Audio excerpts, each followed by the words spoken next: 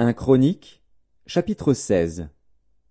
Après qu'on eut amené l'arche de Dieu, on la plaça au milieu de la tente que David avait dressée pour elle, et l'on offrit devant Dieu des holocaustes et des sacrifices d'action de grâce. Quand David eut achevé d'offrir les holocaustes et les sacrifices d'action de grâce, il bénit le peuple au nom de l'Éternel. Puis il distribua à tous ceux d'Israël, hommes et femmes, à chacun un pain, une portion de viande et un gâteau de raisin. Il remit à des Lévites la charge de faire le service devant l'arche de l'Éternel, d'invoquer, de louer et de célébrer l'Éternel, le Dieu d'Israël. C'étaient Asaph, le chef, Zacharie, le second après lui, Jéhiel, Shemiramoth, Jéhiel, Mathisia, Eliab, Benaja, Obed-Édom et Jéhiel. Ils avaient des instruments de musique, des luths et des harpes, et Asaph faisait retentir les cymbales. Les sacrificateurs Benaja et Jacaziel sonnaient continuellement des trompettes devant l'arche de l'alliance de Dieu.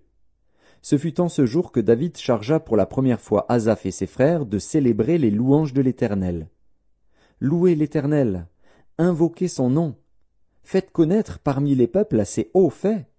Chantez, chantez en son honneur, parlez de toutes ses merveilles. Glorifiez-vous de son saint nom. Que le cœur de ceux qui cherchent l'Éternel se réjouisse. Ayez recours à l'Éternel et à son appui, cherchez continuellement sa face. Souvenez-vous des prodiges qu'il a faits, de ses miracles et des jugements de sa bouche, race d'Israël, son serviteur, enfant de Jacob, ses élus. L'Éternel est notre Dieu. Ses jugements s'exercent sur toute la terre. Rappelez-vous à toujours son alliance, ses promesses pour 1000 générations, l'alliance qu'il a traitée avec Abraham et le serment qu'il a fait à Isaac. Il l'a érigé pour Jacob en loi, pour Israël en alliance éternelle, disant « Je te donnerai le pays de Canaan comme l'héritage qui vous est échu. » Ils étaient alors peu nombreux, très peu nombreux, et étrangers dans le pays, et ils allaient d'une nation à l'autre et d'un royaume vers un autre peuple. Mais il ne permit à personne de les opprimer, et il châtia des rois à cause d'eux. Ne touchez pas à mes oins, et ne faites pas de mal à mes prophètes. Chantez à l'Éternel, vous tous habitants de la terre. Annoncez de jour en jour son salut. Racontez parmi les nations sa gloire, parmi tous les peuples ses merveilles. Car l'Éternel est grand et très digne de louange, il est redoutable par-dessus tous les dieux. Car tous les dieux des peuples sont des idoles, et l'Éternel a fait les cieux. La majesté et la splendeur sont devant sa face, la force et la joie sont dans sa demeure. Famille des peuples, rendez à l'Éternel gloire et honneur. Rendez à l'Éternel gloire pour son nom.